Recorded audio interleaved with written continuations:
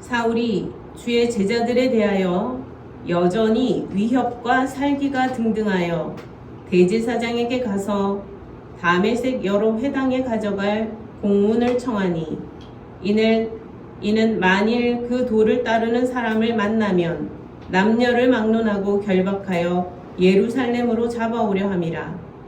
사울이 길을 가다가 다메섹에 가까이 이르더니 후련히 하늘로부터 빛이 그를 둘러 비추는지라.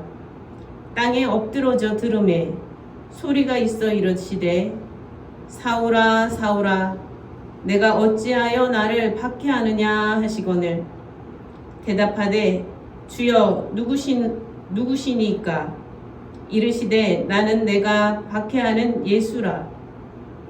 너는 일어나 시내로 들어가라. 내가 행할 것을 내게 이를 자가 있느니라 하시니 같이 가던 사람들은 소리만 듣고 아무도 보지 못하여 말을 못하고 서 있더라.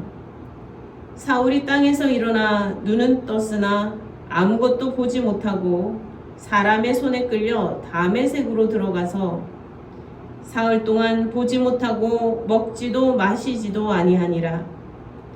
그때에 다메섹에 아나니아라 하는 제자가 있더니 주께서 환상 중에 불러 이르시되 아나니아야 하시거늘 대답하되 주여 내가 여기 있나이다 하니 주께서 이르시되 일어나 직가라 하는 거리로 가서 유다의 집에서 다소 사람 사울이라 하는 사람을 찾으라. 그가 기도하는 중이니라. 그가 아나니아라 하는 사람이 들어와서 자기에게 안수하여 다시 보게 하는 것을 보았느니라 하시거늘 아나니아가 대답하되 주여 이 사람에 대하여 내가 여러 사람에게 듣사온즉 그가 예루살렘에서 주의 성도에게 적지 않은 해를 끼쳤다 하더니 여기서도 주의 이름을 부르는 모든 사람을 결박할 권한을 대제사장들에게서 받았나이다 하거늘 주께서 이르시되 가라. 이 사람은 내 이름을 이방인과 임금들과 이스라엘 자손들에게 전하기 위하여 택한 나의 그릇이라. 그가 내 이름을 위하여 얼마나 고난을 받아야 할 것을 내가 그에게 보이리라 하시니 아나니아가 떠나 그 집에 들어가서 그에게 안수하여 이르되 형제 사울아 주 곧 내가 오는 길에서 나타나셨던 예수께서 나를 보내어 너로 다시 보게 하시고 성령으로 충만하게 하신다 하니 즉시 사울의 눈에서 비늘 같은 것이 벗어져 다시 보게 된지라. 일어나 세례를 받고 음식을 먹음에 강건하여지니라. 아멘. 사도행전 9장의 말씀을 통해서 우리는 오늘 초대교회 성도들이 고난과 핍박을 받는 그러한 때에 그 중심에 서 있던 사울이라는 인물이 예수 그리스도를 만나 극적인 변화를 보여주는 것을 보게 됩니다. 사도들은 부활하신 예수 그리스도의 이름을 증거했다는 이유만으로 붙잡혀서 옥에 갇히고 또 최고 의결기관이었던 공회로부터 생명을 위협을 받았었지요. 공회는 예수의 이름을 다시는 말하지 말라고 엄중하게 경고하면서 고문을 한 뒤에 그들을 풀어주었지 않습니까? 예루살렘과 유대 사회 전체에 이러한 사건들은 그리스도인들에 대한 적대감을 더욱 부추기는 결과를 가져오게 됩니다. 예수의 부활을 증거하며 십자가 처형이라는 역사적인 사건이 유대의 사회 전체의 죄임을 인정하고 회개하라고 촉구하는 그 그리스도인들을 향한 격분은 점점 더 극에 달해가고 있었습니다. 결국 예루살렘에서는 예수의 이름으로 가르치고 말하는 이들을 돌로 쳐 죽이는 끔찍한 사건이 벌어지게 되지요. 사도행전 9장 2절은 이러한 상황 속에서 그리스도인들을 그 도를 따르는 사람이라고 지칭하고 있습니다. 그 도를 따르는 사람, 그 길을 따르는 사람들이라는 의미이지 않습니까? 이러한 표현은 사도행전 9장에서만 특별히 등장한다고 합니다. 길 위에서 벌어지는 극적인 사건, 사울이 부활하신 주님 예수를 오늘 길 위에서 만나는 그 장면을 기록하면서 성경은 우리에게 어떤 길을 따라가는 사람인가 라는 질문을 던져주고 있다 하겠습니다. 사울이라는 인물은 스데반 집사가 돌에 맞아 죽어갈 때 그 현장에서 사람들의 겉옷을 맡아주며 그 일에 동조했던 자였지 않습니까? 사도행전 8장 1절은 사울이 스데반의 죽임을 마땅히 여겼다 이렇게 기록하고 있습니다. 그는 예수의 이름을 따르는 그리스도인들을 예수처럼 마땅히 죽임을 당할 그런 죄인으로 여겼다는 것이죠. 예루살렘은 그리스도인들을 향한 폭력과 살인이 정당화되었으며 그곳에 예루살렘 교회에는 순식간에 엄청난 박해가 닥쳐오게 되었습니다. 결국 사도들을 제외한 교회 성도들은 유대와 사마리아 각지로 흩어지게 되었습니다. 8장 3절은 이때 사울이 각 집을 돌아다니며 예루살렘에 남아있던 그리스도인들을 끌어내어 옥에 넘기는 그러한 행위를 하였던 것을 기록하고 있습니다. 사울은 유대 사회의 지도자가 될 그런 탄탄대로를 걸어온 사람 아닙니까? 유대 사회의 엘리트였지요. 그가 걸어왔고 또 앞으로 걸어가려고 하는 길, 그가 걸어가려 했던 길은 세상적으로 성공하는 길과 다르지 않았습니다. 철저히 신앙 중심의 삶을 산다고 자부했지만 자신의 그 열심이 하나님의 뜻을 가리고 거스르고 있는 길임을 전혀 깨닫지 못하고 있었습니다. 그 열심이 오히려 하나님의 뜻을 삼키고 있었습니다. 그는 대제사장에게 찾아가 다메섹 여러 회당에 보낼 공문을 요청하였고요. 흩어진 그리스도인들을 예루살렘으로 다시 잡아들이려 했던 그 계획을 실행에 옮기게 됩니다.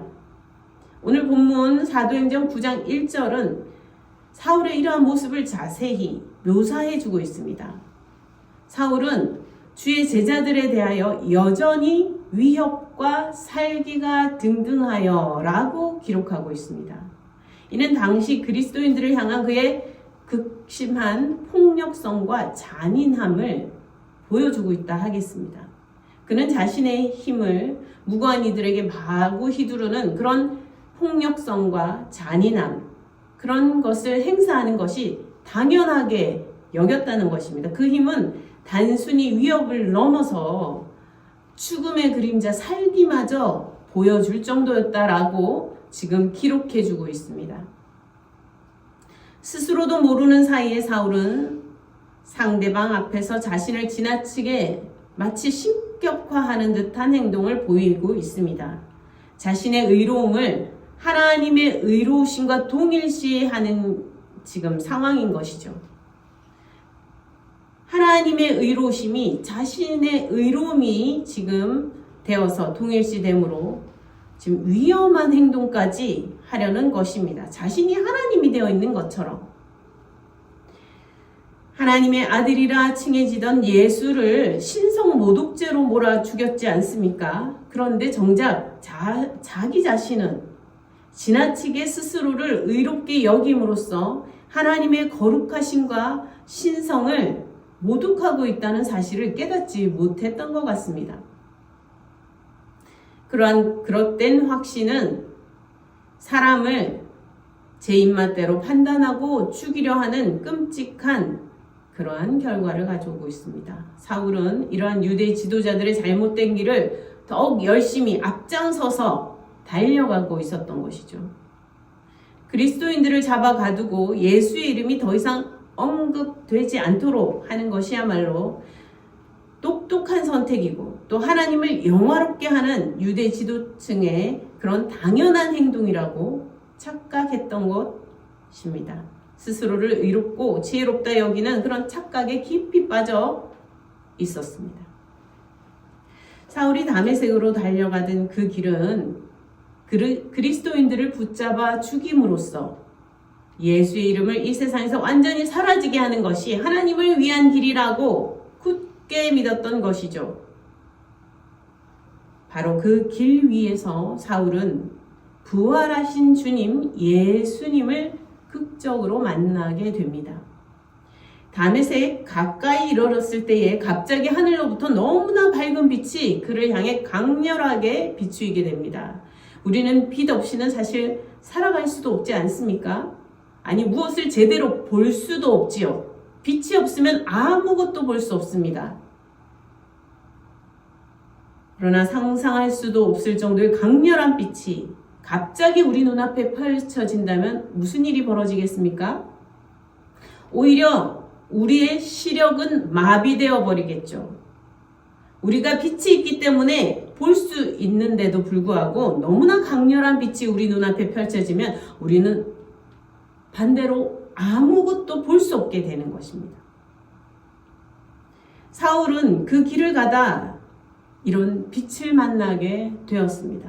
그만 땅에 엎드러지고 말았다, 이렇게 기록하고 있습니다. 도저히 감당할 수 없는 밝은 빛에 압도되어 버린 것이죠. 그때 음성이 들려옵니다. 사울아, 사울아, 내가 어찌하여 나를 박해하느냐?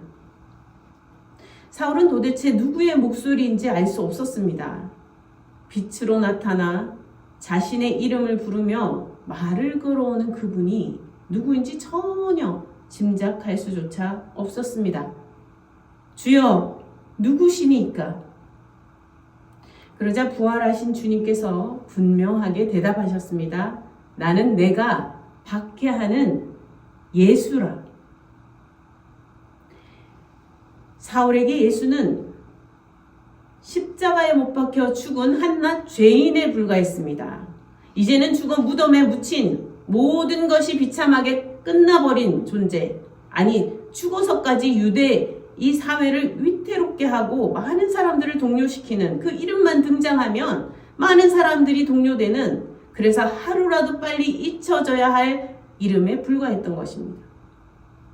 그렇기에 그는 하루라도 빨리 그리스도인들을 잡아와 가두고 없애버려 예수 이름을 완전히 지워버리려고 하고 있었던 것이죠. 그런데 바로 그가 지금 예수의 음성을 듣고 있다는 것입니다. 예수는 죽어 없어진 존재가 아니었습니다. 제자들이 그토록 외쳤던 예수의 부활 소식이 진실이었음을 이제 그 자신이 직접 목격하고 있는 상황이 된 것입니다. 예수님은 그에게 말씀하셨습니다. 너는 일어나 시내로 들어가라. 내가 행할 것을 내게 이를 자가 있느니라. 사울은 길 위에서 부활하신 주님 예수를 만났습니다. 그는 부활하신 주님의 산 증인이 된 것입니다. 불과 얼마 전까지만 해도 예수님의 부활과 하나님께서 그를 높이셨다는 이 사실을 거짓이라고 단정했던 그였지만, 이제 더 이상 부활의 주님을 부인하는 것은 스스로가 거짓을 말하는 상황이 되어버리게 된 것입니다. 그동안 그가 그토록 힘써 달려왔던 인생의 길은 예수님을 만나는 순간 완전히 그 방향이 뒤바뀌어 버리게 됩니다. 그가 옳다고 믿으며 사회적 성공을 향해서 맹렬히 달려가던 그 길은 오히려 거짓을 따르고 거짓에 앞장서 무고한 그리스도인들을 죽이는 그런 죄악된 길이었다는 것을 깨닫게 됩니다. 부활하신 주님 예수를 괴롭게 하며 박해하는 길이었다는 것을 이제 알게 된 것이죠. 진리를 정면으로 거스르는 길을 그가 너무도 용감하게 걸어왔다는 것을 발견하게 된 것입니다. 사울은 강렬한 빛 가운데 육신의 눈은 멀게 되었습니다. 진리 자체이신 예수님을 만나고 그 음성을 들음으로써, 하지만 영적인 눈은 오히려 뜨게 되었습니다. 사울은 땅에서 일어나 눈을 떠보았지만 시력을 잃어버리게 된 것을 알게 됩니다. 아무것도 볼 수 없게 되었습니다. 그러나 그는 분명히 부활하신 주님을 보았던 것입니다. 사울을 따라 함께 가던 사람들은 같은 시간, 같은 공간에 있었지만 부활하신 주님을 보지도 듣지도 못했습니다. 이러한 경험은 마치 우리가 예배할 때 일어나는 일과 같습니다. 이처럼 하나님을 만나고 그 음성을 듣는 것은 객관적인 사건인 동시에 철저히 주관적인 경험이 되는 것입니다. 우리가 같은 예배의 자리에 앉아 있지 않습니까? 그런데 같은 예배의 자리에 같은 시간에 함께 있지만 누군가에게는 하나님의 음성이, 주님의 음성이 들려오지만 또 다른 누군가에게는 전혀 들리지 않을 수 있다는 것입니다. 우리의 인생길을 걸어가는데 길 위에서 누군가는 예수를 만나는데 그러나 바로 그 옆에 같이 걸어가고 있는 사람들이라 할지라도 전혀 예수를 보지도 듣지도 못하고 알아보지 못하는 사람들이 수없이 많을 수 있다는 것입니다. 그렇게 길 위에서 부활하신 주님을 만난 사울은 갑자기 시력을 잃은 채 사람들의 손에 이끌려 다메섹으로 들어가게 됩니다. 그는 그곳에서 사흘 동안 보지도 못하고 먹지도 마시지도 않았다라고 기록하고 있습니다. 11절에 그가 기도하는 중이라 이런 표현이 있는데요. 그 말씀을 통해서 사울이 금식하며 간절히 기도하고 있었음을 알 수 있습니다. 그때 다메섹에는 아나니아라는 제자가 있었습니다. 주님은 환상 중에 그를 불러 말씀하십니다. 아나니아야. 아나니아는 주님께 대답합니다. 주여, 내가 여기 있나이다. 주님은 아나니아에게 구체적으로 말씀하십니다. 일어나 집 가라 하는 거리로 가서 유다의 집에서 다소 사람 사울이라 하는 사람을 찾으라. 그가 기도하는 중이니라. 그가 아나니아라 하는 사람이 들어와서 자기에게 안수하여 다시 보게 하는 것을 보았느니라. 이 아나니아가 누구입니까? 바로 자기 아닙니까? 자기가 지금 사울에게 가서 안수하여서 사울이 다시 보는 일이 벌어진다는 것입니다. 아나니아는 주저하며 대답합니다. 주님, 주여, 이 사람에 대하여 내가 여러 사람에게 들었는데 그가 예루살렘에서 주의 성도들에게 정말 많은 해를 끼쳤다고 들었습니다. 그리고 여기서도 주의 이름을 지금 부르는 모든 사람들, 그리스도인들을 결박할 권한을 대제사장에서 받아왔다라고 제가 들었습니다. 어떤 말입니까? 주님, 제가 어떻게 갑니까? 이런 사람한테 지금 이렇게 이야기하고 있지 않습니까? 제가 정말 가도 되는 겁니까? 주님께서 단호하게 분명하게 말씀하십니다. 가라. 이 사람은 내 이름을 이방인과 임금들과 이스라엘 자손들에게 전하기 위하여 택한 나의 그릇이라. 그가 내 이름을 위하여 얼마나 고난을 받아야 할 것을 내가 그에게 보이리라 말씀하십니다. 이 사울은 이방인들에게, 그리고 임금들이면 각 나라의 임금들 아닙니까? 이 이스라엘에만 말씀을 증거하는 것이 아니라 이방인들, 그리고 각 나라의 임금들에게,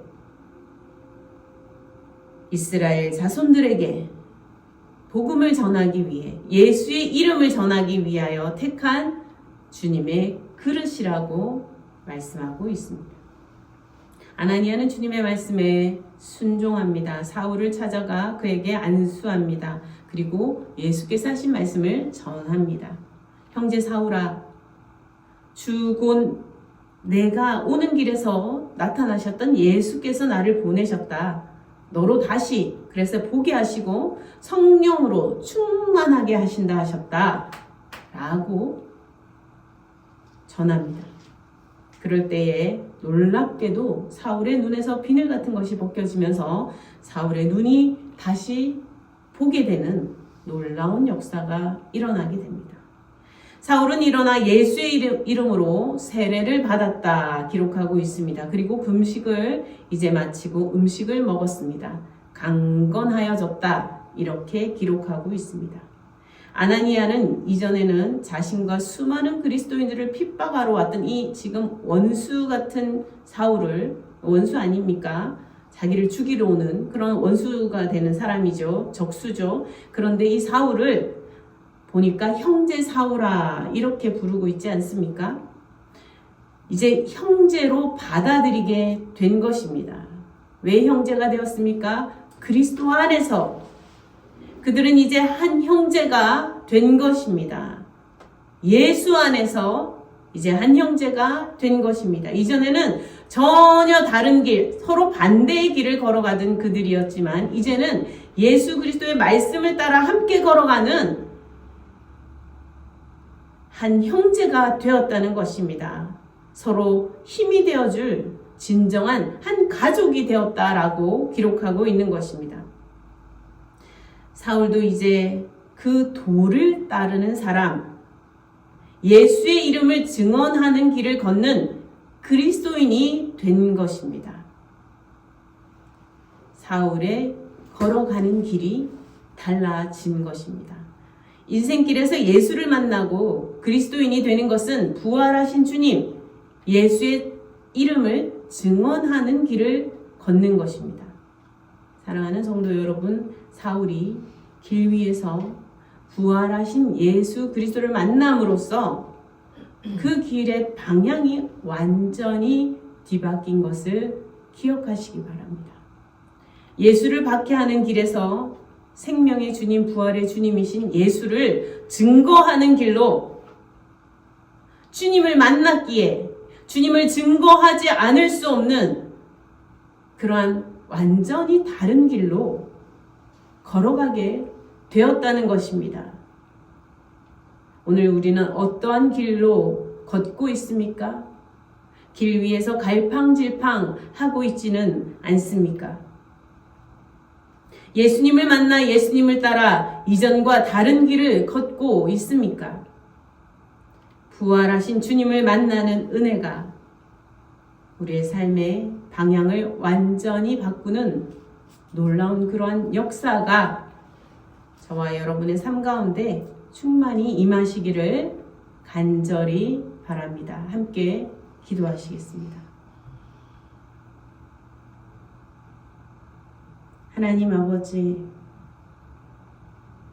바울은 인생길을 열심히 달려갔습니다.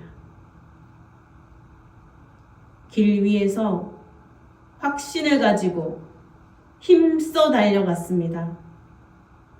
그러나 그 길이 예수를 박해하는 길이었고 하나님을 거스르는 길임을 알게 되었습니다. 길 위에서 예수를 만남으로써, 부활의 주님을 만남으로써 그가 걸어가는 길의 방향이 어디인지 정확하게 다시 보게 되었습니다.